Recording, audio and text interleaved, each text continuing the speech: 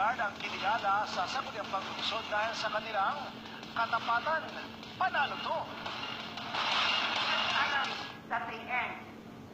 Bida sa sangguniang panglungsod kaninang umaga ang 4 na security guards na ito ng isang mall sa Jensan.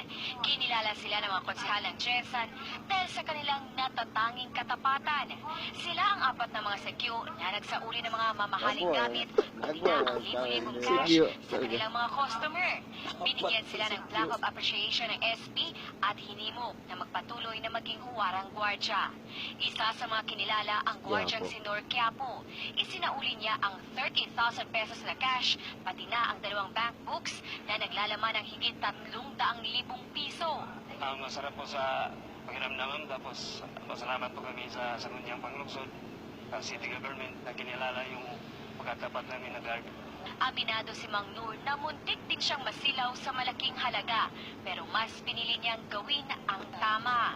Noon tao lang din tayo, siyempre nagdalawang isip.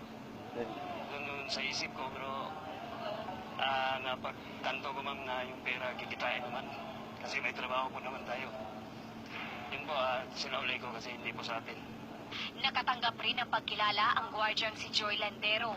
Isang cellphone na nagkakahalaga ng 12,000 pesos ang kanyang nakita at isinauli. Karapatan talaga natin na kung may makita man tayo ng mga bagay, karapatan mo natin isauli yun.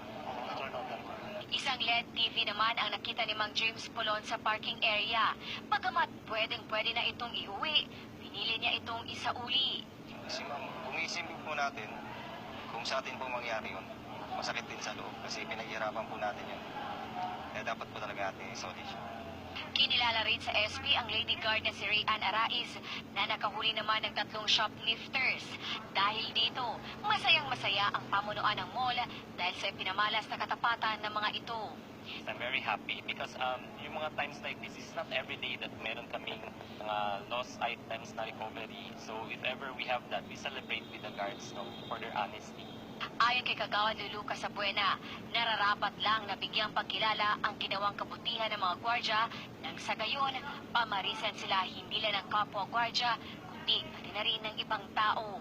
I want this security guard to be an example, a model sa lahat ng ginawa nila. This can be emulated by other bicycle driver, employees, anybody, no?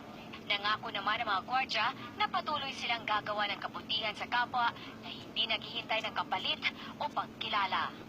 Charta Bunaway, ABS-CBN News.